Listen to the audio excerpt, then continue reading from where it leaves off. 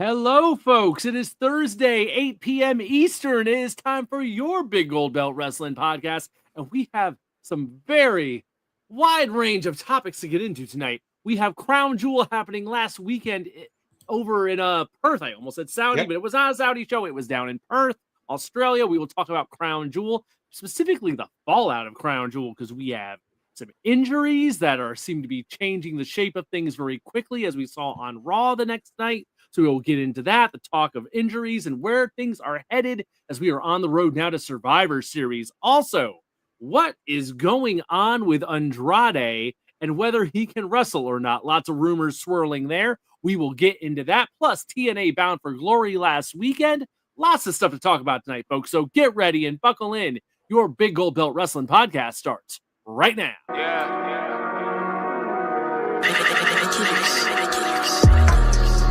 Big Gold Belt, Big Gold Belt, Big Gold Belt, Big Gold Belt, Big Gold Belt. All I really want is that Big Gold Belt, Big Gold Belt, Big Gold Belt, Big Gold Belt, Big Gold Belt, Big Gold Belt. All I really need, that Big Gold Belt. Hello, and thanks for being with us here tonight for the Big Gold Belt Wrestling Podcast, Season 5, Episode 37. Whether you're watching on Twitch, over on YouTube, streaming live on X, we are glad you are here with us tonight.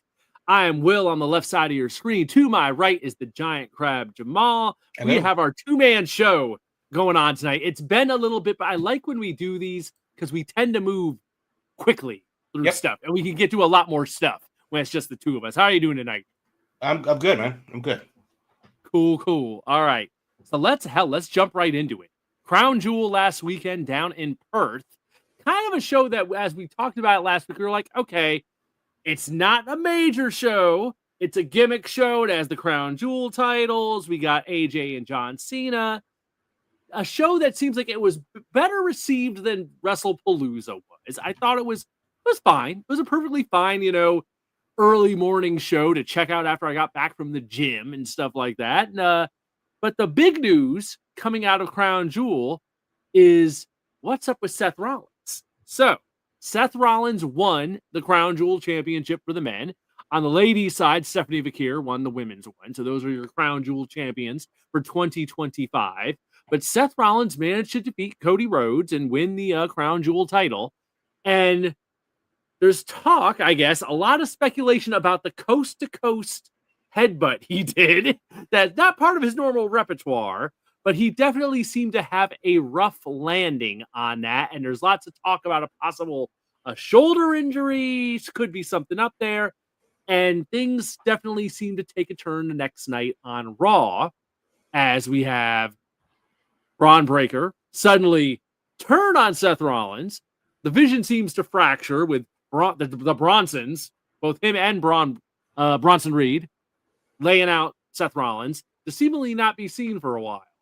Still has the title and all that, so he's still champion, so there's that to address. Definitely some moving parts here, but that seems to be the big story coming out of Crown Jewel, is exactly what's going on here. There's some shots of Seth Rollins going around with a brace on, his arm in a sling.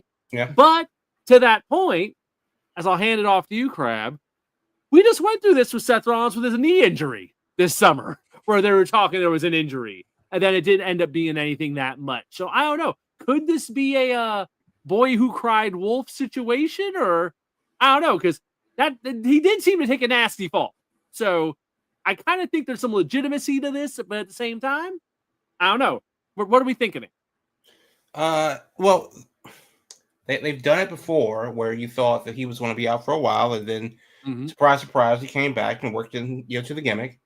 Obviously, you hope that he is, not as well as he could be, but I think that's it's an interesting bit of storytelling, because now that he is hurt, and he's hurt for, let's just say he's hurt a month, right? And he's just on the shelf a month, and that's long enough that he can make his triumphant return, but not long enough where you forget about him. Why break it up if he's out a month? Right. Like, how long would he have to be out for it to make sense to break up the faction? Right. Are we talking 6 months? Are we talking, longer than that? And if he is going to be out that long, why not strip him of the belt? Why not, make some move in that direction? So it's kind of an interesting story. And that's I assume that's why you're asking the question. It's just like, well, what are they doing? And I really don't know, because there's that weird middle ground of, is he hurt or isn't he? Is it severe? Is it not? And then, of course, are they just giving up on the vision?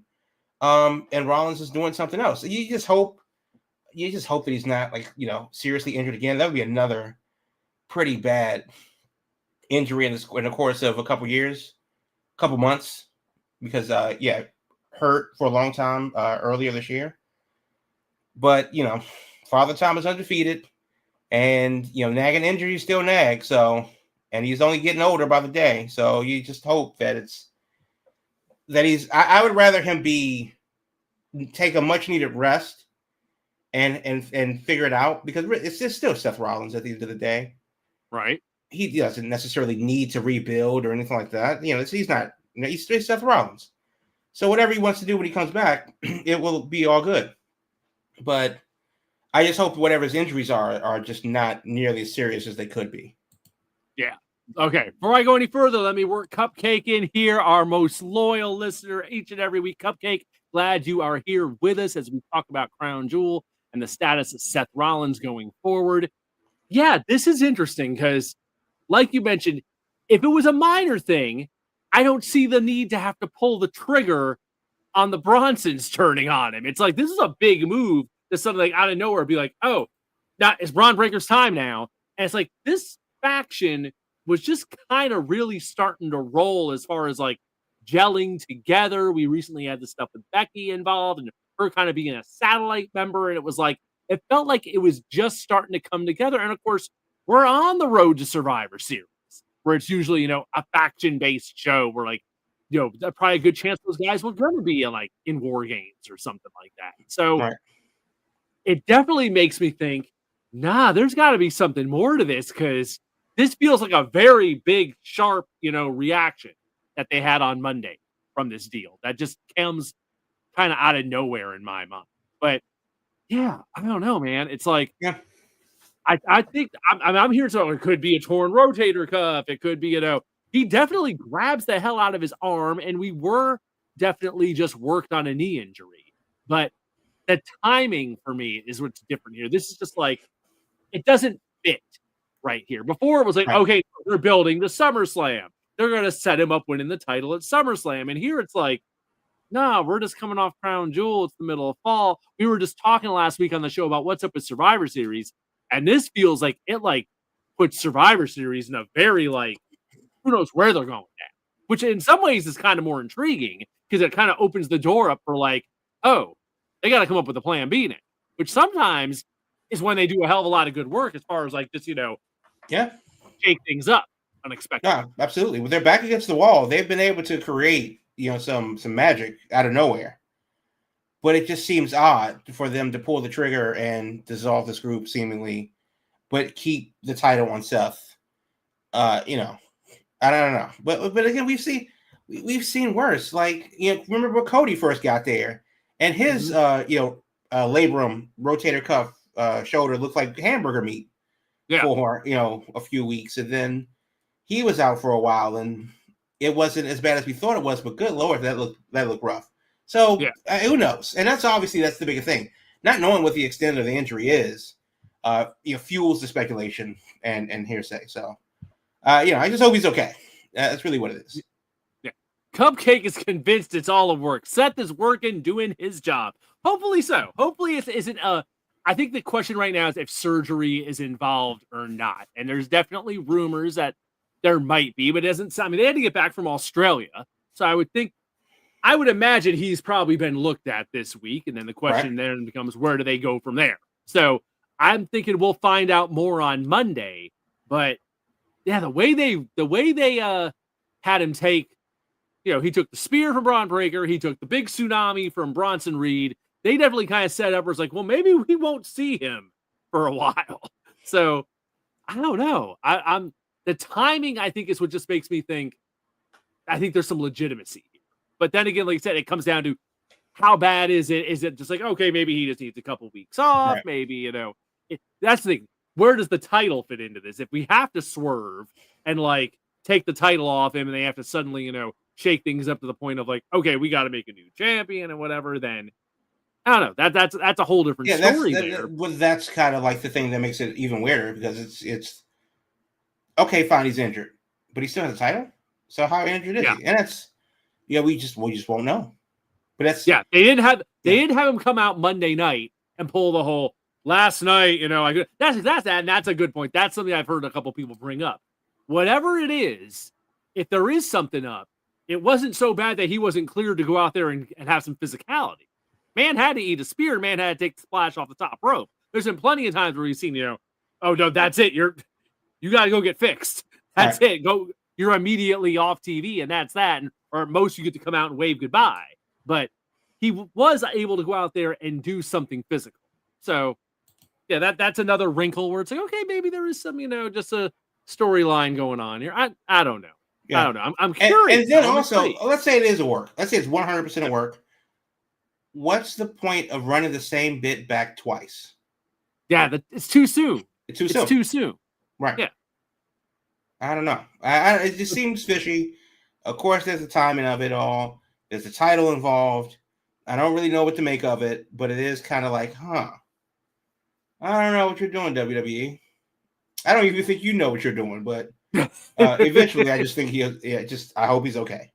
Yeah, we'll see what happens on Monday. That's where I think we stand at this moment as far as what is going on with the vision splitting and says Seth Rollins injured. It's a work in project. Tune in on Monday to find out more.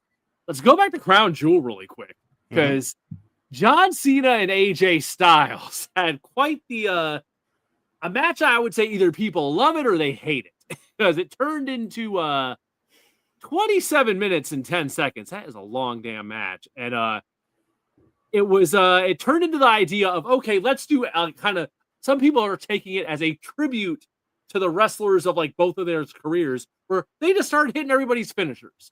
We had tombstones, we had the Angel's Wings, we had the Crossroads, we had like a litany of just, the top stars, big moves between the two of them, just trading them back and forth. Where like some people described it as a video game, where it was like, oh, you've given your creator wrestler all the big moves, and now you're just running through them. And I don't know, some people loved it. I was just kind of like, whatever. I thought they kind of did it into the ground, that they just kind of wore out the idea. It was cool for a moment. Then it was like, oh, y'all just gonna keep doing this for like the entire damn match. I don't know. It didn't do much for me, but I don't know. As that kind of strikes me as something you'd see on the indies, kind of like two guys running through, like, oh, let's do the choke slam, the tombstone, then like kind of paying tribute to the big names. But in this case, it was Cena and AJ Styles. Well, let me ask you this: it's Cena, it's AJ Styles for 30 minutes in Australia. So in America, that show started at 8 in the morning on the East Coast, 5 West. Yeah. And that's all there was. If you were a wrestling fan, that was the biggest show in the world on for wrestling at that time. Yes. And it's John Cena's last time ever in Australia, as for with WWE, presumably. AJ Styles has announced that, his clock is getting louder and bigger, and he's going to be on his way out sooner than later. Do you think they started off with a different plan and said, oh, shit, this is fun, and I'm not going to let you one-up me. I'm going to do this, and I'm going to do this. And the match was more improv than normal. Maybe like a can you top this kind of thing. Yeah, once they because it was about that whole show was about the fans. Yeah. What we said. That was what we said last week. Like, this isn't a show that they're trying to tell Americans to wake up at dawn for. This is the show for the fans in the building. This is the show for the rest of the world to watch WWE programming at a decent hour and not 2 a.m, or with your Cheerios the next morning on Tuesday, if you're watching Raw in Australia. And because of that, this was a fan service match for the way you describe it. I didn't see the match. I was doing other things at 8 a.m. on a Saturday. But the point is that, for their last time in their last match with WWE in Australia, it does seem like this kind of became a thing, and it just kind of became a back and forth. Okay, you did that. Okay, I'm going to do this, and then I'm going to do this. And Cena has been doing that for a while. I mean, he tribute to Edge, matches with all of his bigger guys, and running through the gamut of who's this is your life type of matches, and this is another one of those. So, if anything, I think Cena's going to lean into that heavily over the next 2 months. Yeah, the time we have left. Yeah, the 3 or so appearances we have left now. Now that we are really getting down to the sands of the hourglass, running out. I think you nailed it with fan service. That was totally what this was. It was like, I mean, that's the thing. The folks in that building in Perth were eating it up. They were all about it. And I think that's what it became. It was like, okay, I'm going to do the RKO. I mean, hell, we had the moment where the fans in the building started chanting for the 619, and Cena totally teased doing the 619, almost to the point now where it's like, I kind of think before he goes, he's going to have to do the 619, just because they had the whole moment of like AJ getting draped over the ropes, and then he starts running for it, and AJ moves. But it was like, they totally were like, all right. Let's tease it. And if the crowd is that into it, like you say, I don't think that's something that you guess on, because that's obviously not a move that Cena does. And that's not a move that we need to see him do. But yet, for the fun of it, in this Pro Bowl-like Supreme exhibition, glorified house show, whatever you want to call it, complete fan service, the fans read it up. It totally makes sense, and it doesn't do anything for or against anyone. So, I don't personally mind it. I don't know if I would want to see 27 minutes of it, but that's also personally, I don't know if I would want to see a 27-minute long John Cena match. Right. So there is that, but that's kind of what Crown Jewel. That's kind of what Crown Jewel was. And that's kind of what we thought it was going to be, last week. The biggest thing that was interesting wasn't really in the match. It was just that Seth got hurt after the fact. Yeah. So the fallout of the show, the aftermath of Crown Jewel is kind of the big story. Io and Rhea against the Kabuki Warriors was easily, for me, the match of the show. Just tore the house down, as you would figure with those 4 ladies. It kind of makes me think, God, Io and Asuka are clicking so well right now that they got to be building to something big between them, to the point where I'm kind of like, I don't know, man. You like Royal Rumble or WrestleMania or something. It's like that those two were on another level. I mean, we talked recently about when the women's 250 comes out, which will be soon. Yeah. If I think Io's got a damn good shot at being like, this might be her year to be number 1. She is on a roll right now of just everything she does, just like is working on another level. Yeah, I would agree if the timeline weren't so weird. It's like from July to June or something like that. Right. Yeah. And it's hard to imagine Rhea Ripley not taking that. Yeah. Rhea. That's what I was thinking when I'm talking about, WrestleMania, if they do something there or Royal Rumble, it's like, you always got to figure in Rhea, though. It's like, so yeah, but definitely another. And show honestly, it's hard to say that, Mercedes Moné wouldn't be in that conversation as well. Yeah. I think when we talked about it last, well, we also talked about Toni Storm being in that mix. We were kind of like, we had like our top 4 where we were like, it's probably between Io, Rhea, Toni, and Mercedes. It's just what order they're going to be in when it drops. In a couple of weeks, I'm sure we'll be talking about that soon enough. So we'll save that for then. But yeah, I just got to reiterate, it's like the ladies are having a year, and a lot of these shows are being saved by these women's matches.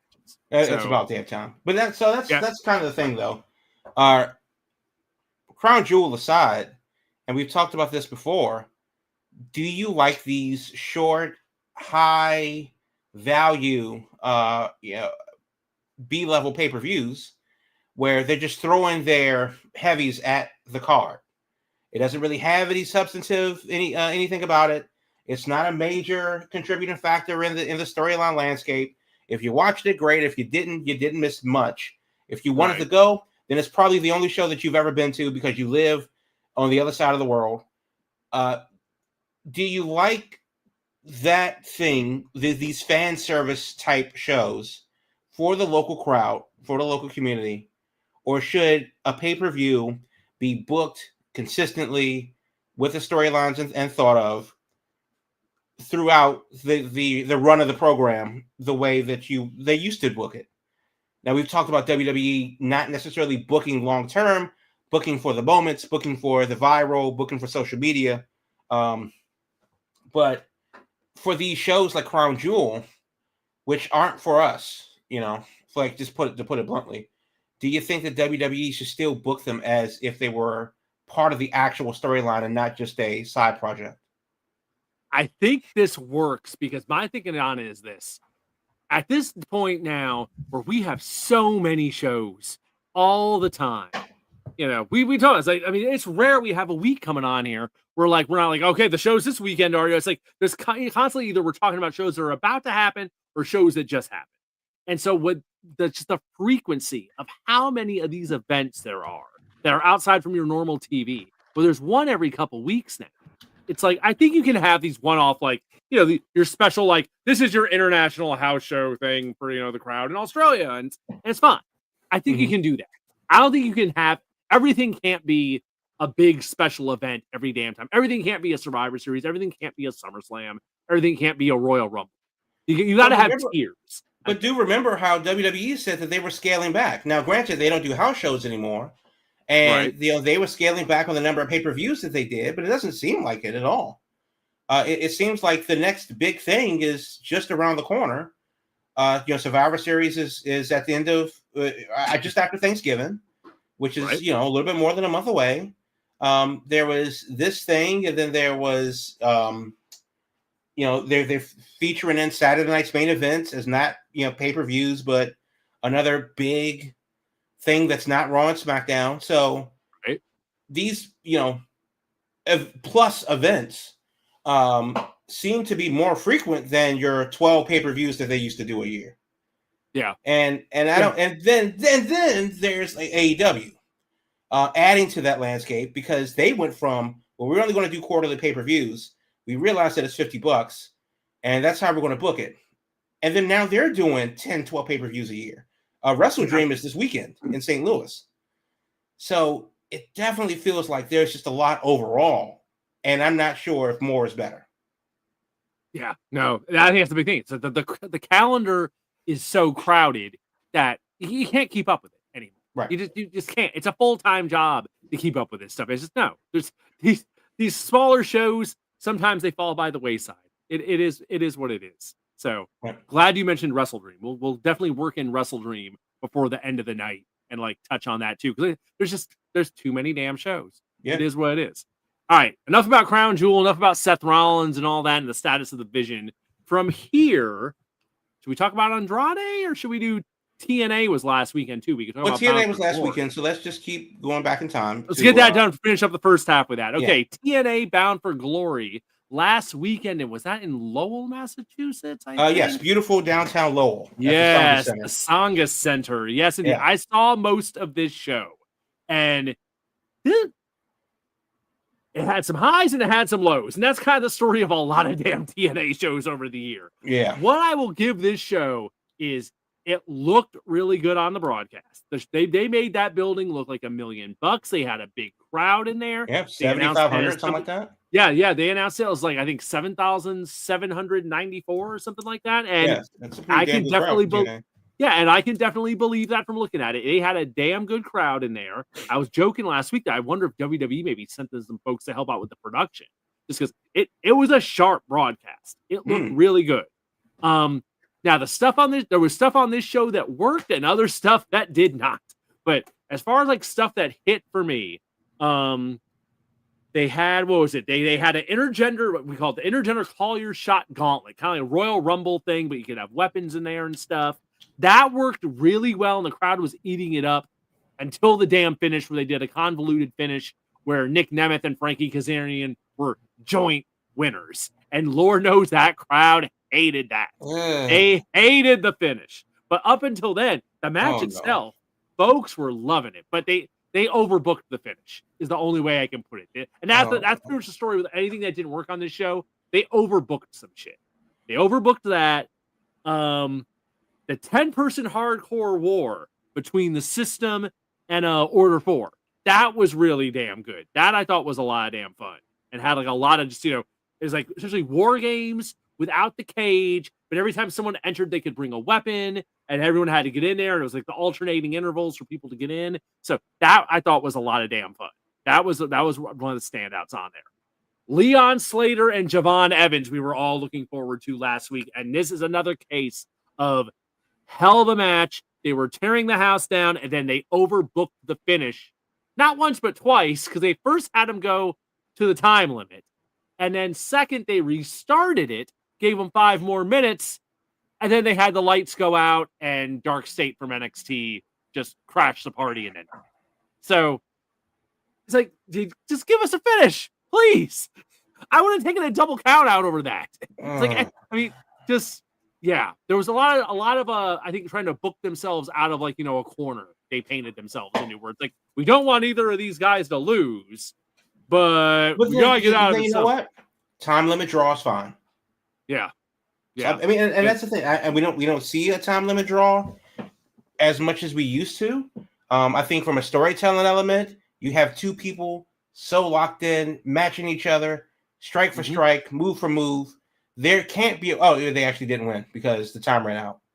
Yeah, and then that leads to other elements down the road. I mean, it just makes it can make sense, and I don't know why you wouldn't just do that.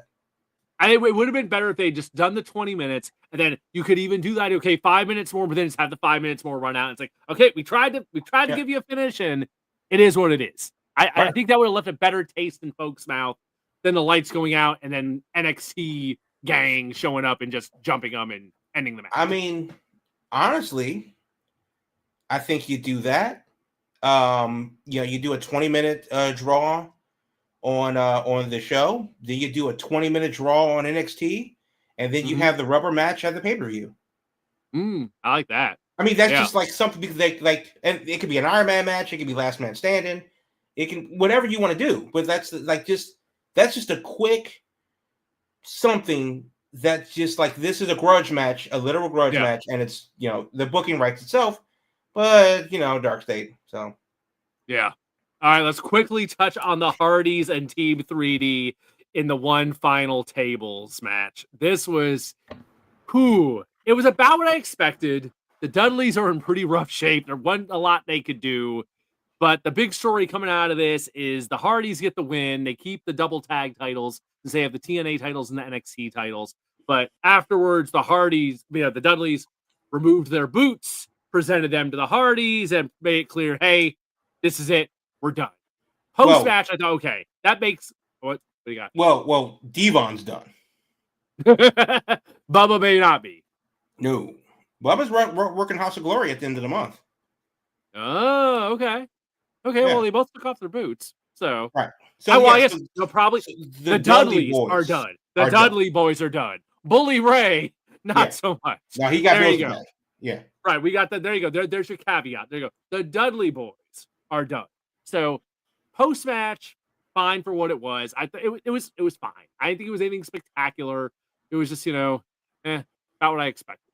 So, last but not least, TNA title, Mike Santana, Trick Williams. I'll give them this. They stuck the finish. There may have been weird shit on the rest of the show. Mike Santana beats Trick Williams, regains the TNA title, has his daughter there in the front row, presents her the title. Solid match. I thought they got the finish right. So that was good. I'll give them the main event. I thought they did perfectly. How are we feeling about now we got the TNA title is back with TNA. And obviously this whole TNA NXT thing is continuing. But I think Trick Williams, now we're through this, I think Trick Williams did a hell of a job with this role. I think if anything, it raised his stock, it seems. So no, 100%. Because now, of course, this is the hindsight of it. Trick Williams loses to Mike Santana. Is Mike Santana the guy that you want to carry the TNA title, carry the company forward through whatever this is for the foreseeable future? And some would argue yes or no, because that's just what the answer could be. But realistically, that's a testament to how well Trick elevated the title during his run. And we all thought that this was a goof. We all thought that this was going to be the TNA AEW situation all over again. And like, no, he elevated the title, making Santana's win that much more impactful. And then now it'll be interesting to see what he does going forward. Remember, Santana left AEW, not in the best of terms, clawed back, through the indies, made it back to TNA. Okay, cool. Is TNA world champion? Okay, great. And then now, where do they go from here? I'm not mad at it. I know, and I know a lot of people, like, the immediate reaction that I saw online was like, Trick lost to who? No, like literally who? And that's also kind of an interesting thing too, because Santana, though he is a TNA guy, has been there for a while. He wasn't there for a long time, and then came back recently. Should it have been him, or should it have been somebody? Now, obviously, Josh Alexander isn't there anymore, and a lot of the TNA guy, Ethan Page, isn't there anymore. Right. And nobody's asking for Moose to be champion again.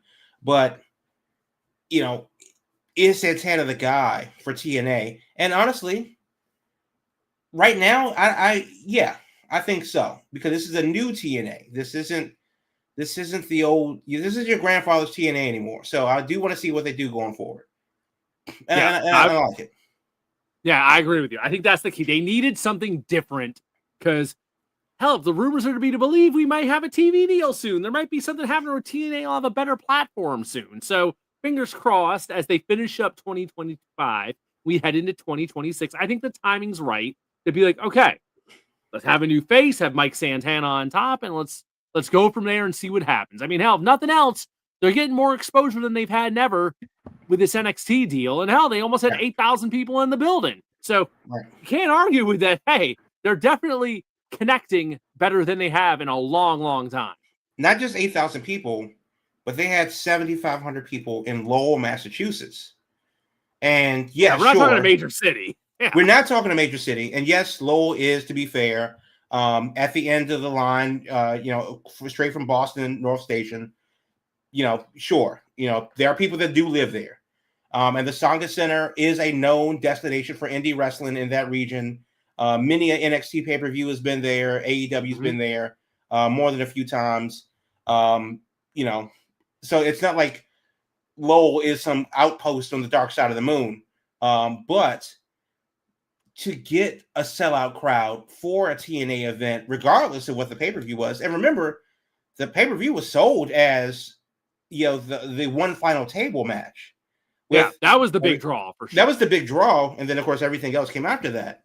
And to get that sellout is very very interesting in a town like Lowell. So they definitely got a buzz going. They definitely have some momentum going, and they're going to have to keep that going forward. And Santana's the ball's in his court. He's the guy to run it.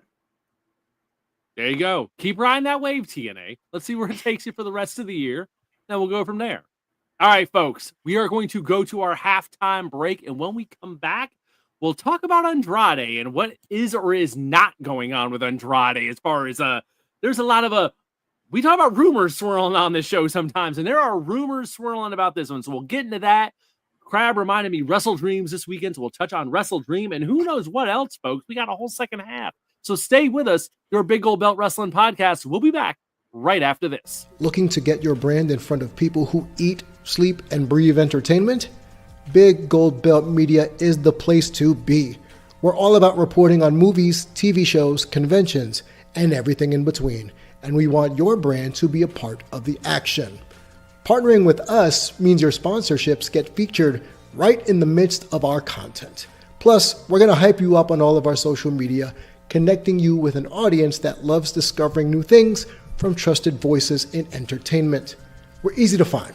Just look for us on Big Gold Belt on all your social media platforms. Don't wait, reach out today, and let's start building something amazing together. Your spotlight is waiting here at Big Gold Belt Media, biggoldbelt.com. Thanks for being with us here tonight, folks, on the Big Gold Belt Wrestling Podcast. Whether you're with us on YouTube, Twitch, X, wherever, glad you are here with us tonight. So a couple weeks back, we talked about on the show how out of nowhere, it was a very quick transition. He was off WWE TV for a short little bit. And then lo and behold, Andrade shows up on Dynamite one week, joins the Don Callis family, has a big angle with Kenny Omega. And it was like, boom, just like that. Happened very, very quickly. He was out of WWE in AEW before we knew it. And then after that one appearance, man's been MIA. He has fallen off the face of the planet. Haven't seen him. Has not been on AEW television.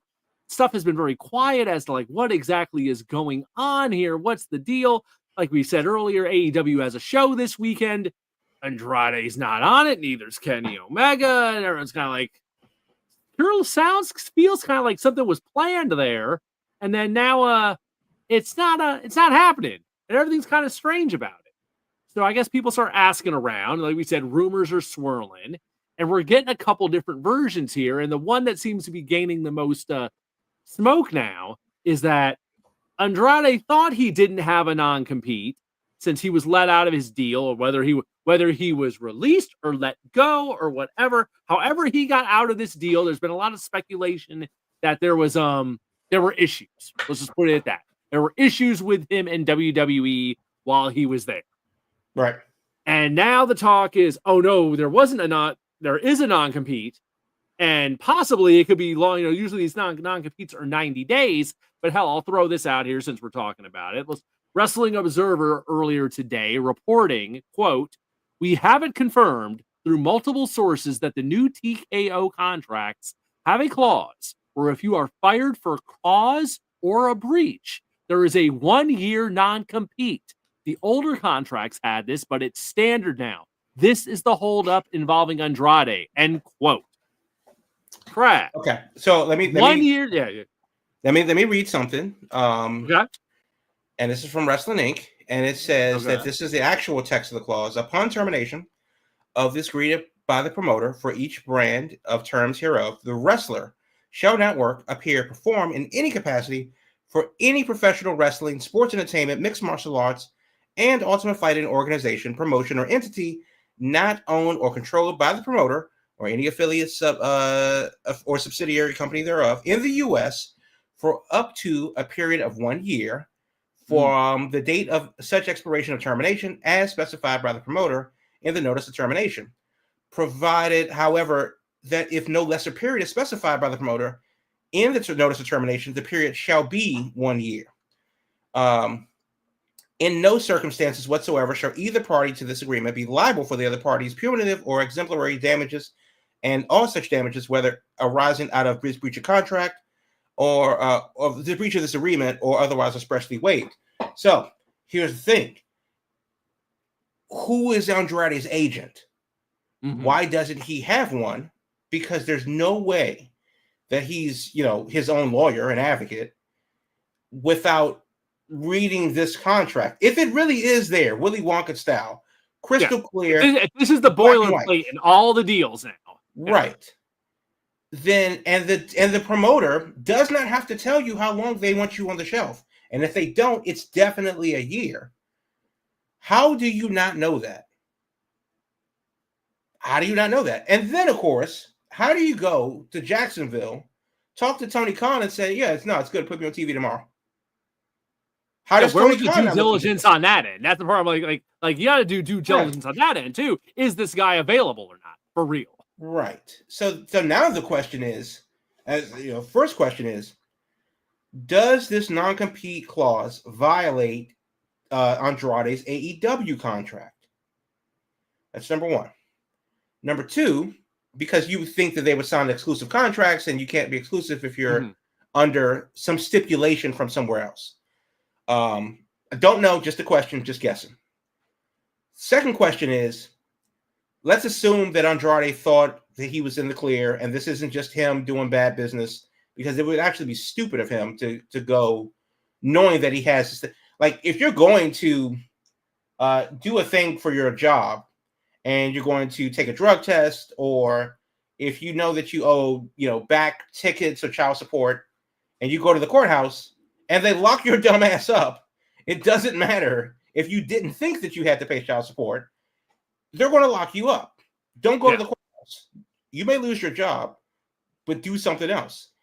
I wonder if Andrade actually knew what that was, because it's like, who is advising him during this time? Who said it was okay? It doesn't. This is one of those situations where it's like there has to be some other details that we just do not know that are very key, important details here, because there's a big piece of this puzzle that feels like it's missing.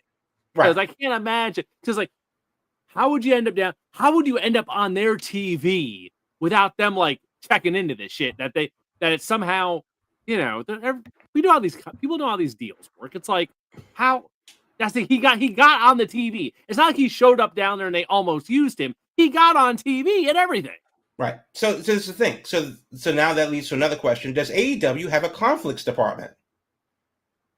Like, when they look at a person, do they have a department of your paralegals that are going into your history to look and see if you are not like a moral detriment to the company? Like, you may be the wrestler or whatever. Do you have old tweets from 2012 about you saying the most horrible things in your 4chan username? Oh, might want to look into that. Oh, were you fired by WWE and within days of your 1-year non-compete clause in America? Oh, we might want to look into that. It doesn't make sense that somehow this slips through the cracks. But then again, I wonder if he was told one thing by WWE, and then WWE did a different thing. Hey, I'm fired. It makes you wonder if, like, that's it. He thought he was released, and then they're like, oh, no. You were released, but this was for cause. This was with a breach. And because of that extra why it was done, that's a totally different situation. You're not free and clear to go do whatever you want. Right. I don't know. There's something missing here. I mean, the rumors going around was that there were wellness violations, is what the people kept saying.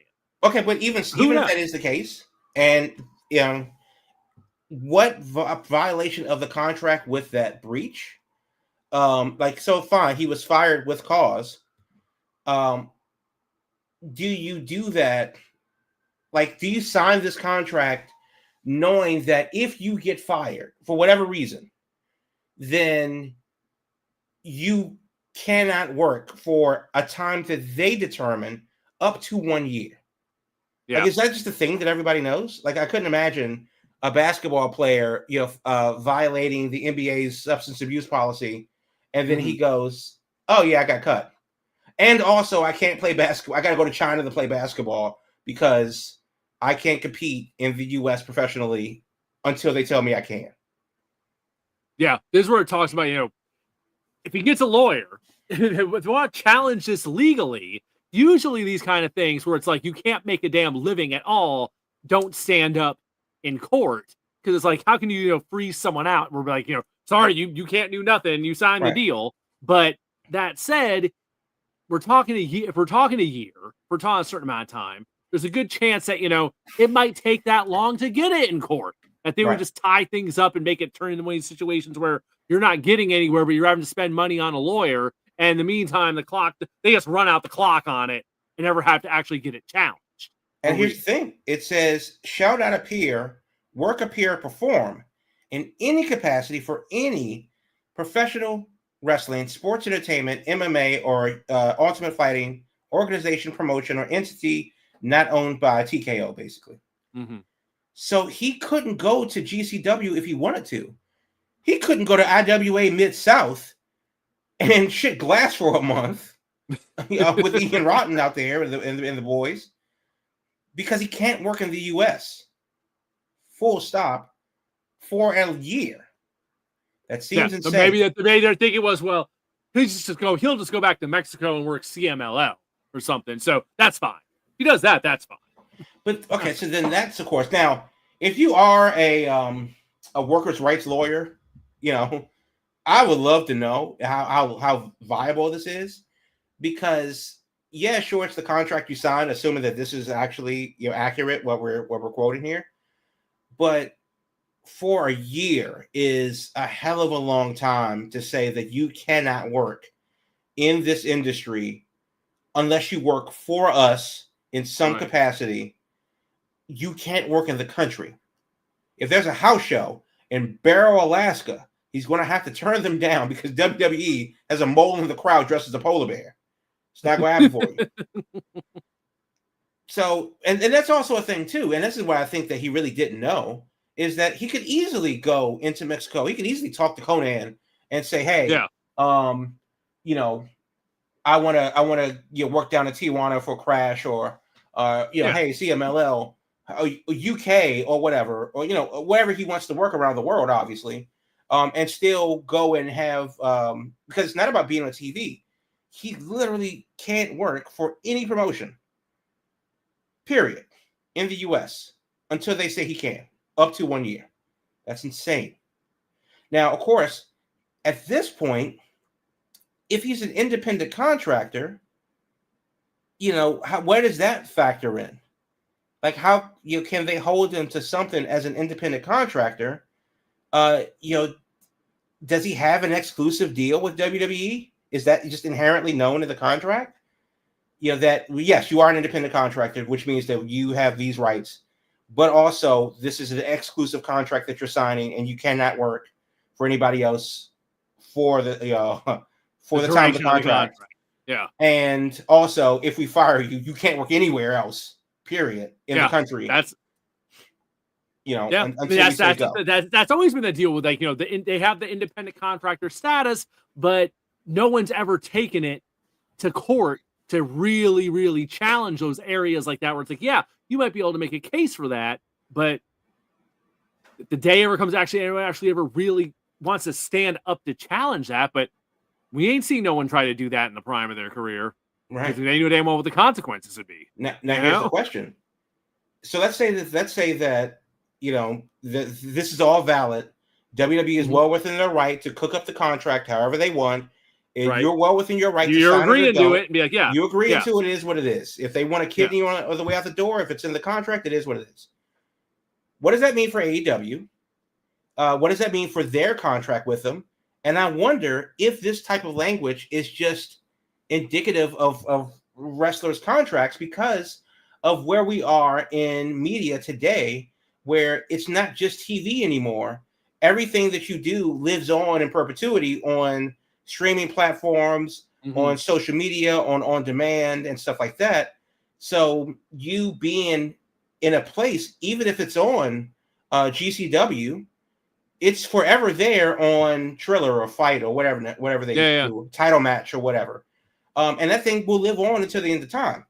So I wonder if that's just because of the shift into the unending literal stream of consumption, of media consumption.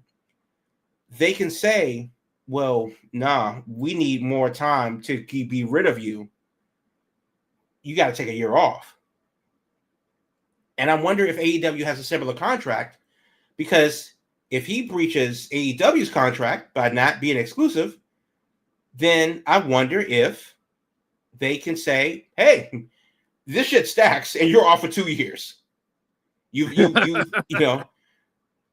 dealt with the devil with them. We had to fire you because of the fact that you violated the terms of our whatever contract. reasons they have. For whatever reason they have. And we'll see you in 2029. Good luck. Yeah, man, I think at this point, this is going to be a wait and see. Maybe it lasts 6 months. Maybe it lasts a whole year. Who knows? But like I said, there is some pieces to this puzzle that seem to be pretty significant that we don't know. There's got to be more to this, because how the hell you can't just take someone's word that oh yeah, I'm free and clear, put me on your TV. There's got to be something that was shown down in Jacksonville that convinced them, oh no, we can use it. But what it is, I'm really damn curious. But then again, so I wonder if there's like a physical thing, because in every job I've ever had, and every job I've ever been fired from, they've given me my walking papers. Right. And it was a physical paper that said this is why you're fired and this is why you whatever. Yeah. And I wonder if when he sat down with HR, did he even do that? Because the rumor was that he just didn't show up after a while. Yeah. And that's part of the cause. maybe it was a wellness check that he failed, whatever the shit is. But the bottom line is that he was fired with cause. And, if the contract's allowed to exist and you're allowed to sign it, you can't complain that they're allowed to enforce it. Yeah, when you agree to a deal, yeah, read, as I said, read that fine print. Be aware of what you're signing. That is my advice. All right, let's switch gears. Let's switch gears to Wrestle Dream this weekend. Since you remembered that Wrestle Dream is happening. It was totally off of my radar. But let's see here. I got the card pulled up in front of me. We are at 12 matches with 4 on the preview show. I'm sure some more will be added to that, but I guess the main event here is an I Quit match between Darby and Jon Moxley, it would appear. Yeah. That makes sense. Why? And there's also the AEW World Title with Samoa Joe and Adam Page. Yeah. The World Title match. So that's probably a dual main event. That sounds kind of like we got a stiff match, and then we got like the World Title there. Well, you have the World Title. You also have Statlander as Women's Champion with Toni Storm in the rematch. Right. Right. Yeah, and then you have Moxley versus Darby. So yeah, that's a pretty good bottom of the card. Let's see what else we got here. We have the Jurassic Express of Jack Perry and Luchasaurus versus the Young Bucks. We have Kyle Fletcher versus Mark Briscoe for the TNT Championship. We have Brodito of Bandito and Brody King defending the tag titles against the Don Callis family. Looks like it's going to be Okada and Takeshita. Jamie Hayter versus Tekla in a singles match. That might be my most interesting match on the show right there. And a Tornado Trios match. Hurt Syndicate, Bobby Lashley, Shelton Benjamin, MVP versus The Demand, Ricochet, Bishop Khan, and Toa Leona. So that rounds things out there for the main card at the moment. Jamie Hayter and Tekla, that might be interesting. That kind of this card's sneaking up on me. I have not been keeping up on AEW. I'll be the first one to admit it. Right. But if I have a free moment, this Saturday night. This card. Let me see. When is this? I think it's Saturday. October 18th. No, today's it's Sunday. No, it's Saturday. It's Saturday, yeah. The 18th. Saturday night. So from St. Louis. Jamie Hayter beautiful Tekla, I might have to check out. So I don't know why, and I don't know how, but AEW has quietly been on a pretty damn good run over the past, I would say definitely 2 or 3 months, arguably longer. Don't quote me because, I too have not been watching AEW religiously like I used to. Even with Moxley not being champion anymore, thank God. He's been on a better run with his Wolfpack that he's been running with. They've actually been having something to do. He actually looks like a legit bad guy and not just the guy that you aren't sure that you want to root for or against. Mm-hmm. Darby Allin coming back as a plus. Jurassic Express getting back is actually a plus, which is not something that I thought I would say. Jack Perry being, evolving, past the scapegoat thing, which of course doesn't make sense anymore because it's been 2 years since Punk is gone. That is ancient history at this point. God. Right. So why is he the scapegoat? Nobody cares. So they got back together and did a thing. Their match with the Young Bucks, the Young Bucks, of course, have been on this thing since they lost their executive vice president role. They've just been in the doghouse, eating cat food out of a trash bag. They've just been poor, kind of like the end of Trading Places. If you're old enough to remember that movie, and if you are, put some Bengay on your hip because you're old. But the winner receives a $500,000 cash prize, which of course is for storyline reasons beneficial to both of them. Jack Perry's been running around in like an old, like Dodge van that looks like a school bus from Twisted Metal, and the Bucks have been broke since they lost their job. They lost their titles. So this $500,000 stipulation is like a hell of a deal. Even like Darby versus Moxley, I'm glad that what they're doing with Moxley isn't forcing him to wrestle, because a lot of his big matches have been just these brute force stipulations matches. tables or war games or I quit match deathmatch or light, deathmatch ish, deathmatch light, because it's the fucking he's Splendor King of deathmatch. Like, stop it. But it's also with guys that can compete with him for that thing. So Darby versus Moxley in an I Quit match, and they had the casket match or coffin match or whatever the hell it was recently. These are things that both help them out, because nobody wants to see Moxley work a 30-minute I Quit match with Daniel Bryan. That's not what he's there for. So please don't do that. And Adam Page winning the title back is actually been a pretty decent run. The Samoa Joe thing kind of came out of nowhere, but Joe kind of makes sense. It's not a heel turn. It's a, hey, you better put some respect in my name type of a thing. And Joe's always been that guy. Yep.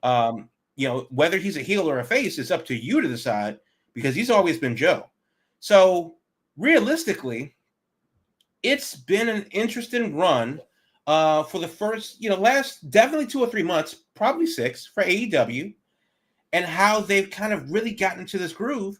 And you got to think that they're doing this without what's his face, the bird dude, Will Ospreay, and they're doing this without Swerve, Strickland, who's been hurt for a while, and then of course, there are a bunch of other people that we haven't seen in a while that have been long-term hurt. Who knows if Adam Cole is going to come back and so on. So yeah, it's they haven't been running at 100%, but this is the best thing that they've been doing in a couple years. Absolutely. Yeah. They're quietly having a little run. I think that's the best way to put it. It's kind of it's a crowded marketplace right now. I think that's the thing. It's really hard, I think, to get anyone's attention right now. There's just so much always happening. Right. And that's an interesting thing, because AEW has been going through this, dare I say, renaissance at the same time that we've had NXT and TNA do a thing, and it's been pretty good. At the same time where the WWE is pivoting into these large-scale international events that are largely fluff pieces, as we discussed before, but they are getting eyes on the product. John Cena's retirement year is a once-in-a-lifetime thing for them to do. I don't know if anybody's done it like him. I don't know if anybody's going to do it like him again. But this has been a hell of a year for WWE. NXT definitely pulling their weight in their own way. TNA, is as resilient as ever. And AEW has finally figured it out. And as much as that sounds like a great thing, there's just no time to watch it all. Yep. There's too much. Yeah. There's too much content. It is what it is. All right. Well, we're almost at our time here. So let's go into the home stretch so we can have our entertainment block here at the end of things. So, folks, each and every Thursday night, 8 p.m. Eastern, your Big Gold Belt Wrestling podcast is streaming here live. Each and every week, whether we're on YouTube, on X, over on Twitch, you can catch us live, 8 p.m. Eastern each and every week. Afterwards, the video feed lives on the YouTube page, as does an audio version also. So if you're just looking for the audio, we got you covered there. Both versions live on YouTube after the fact. If you joined us late, you can check out the rest of the show. On social media, you can find us at Big Gold Belt, whether we're talking Instagram, Threads, Blue Sky, X, you name it, at Big Gold Belt is where you can find us on social media. And last but not least, the website, biggoldbelt.com, the home of Big Gold Belt media, wrestling, movies, comics, and more. Let's see. Last week, our boy 2 Chains was at New York City Comic-Con. I know there's a lot of coverage of Comic-Con on the website. As we're heading here into mid-October, Crab, what do we got on the horizon here? What's our latest new releases, entertainment movie-wise? Well, I mean, it is spooky season officially, and though that's not my thing, there are some things out for you if you want to get this Jesus scared out of you for no reason. So, Black Phone 2 is a thing that's out this weekend. There's no way I was seeing the first one, but I've heard mixed things about the second one for people that like that stuff. Keanu Reeves is in Good Fortune, Well, he's basically an angel that tries to do a good deed so they can get his wings, kind of like Dogma in a way. That seems interesting. And a House of Dynamite, which I saw last week. That will be on Netflix next week. So it's in theaters before their release. It's actually gotten some pretty decent reviews, but the big thing is, of course, it will be on Netflix. It will be on Netflix next week.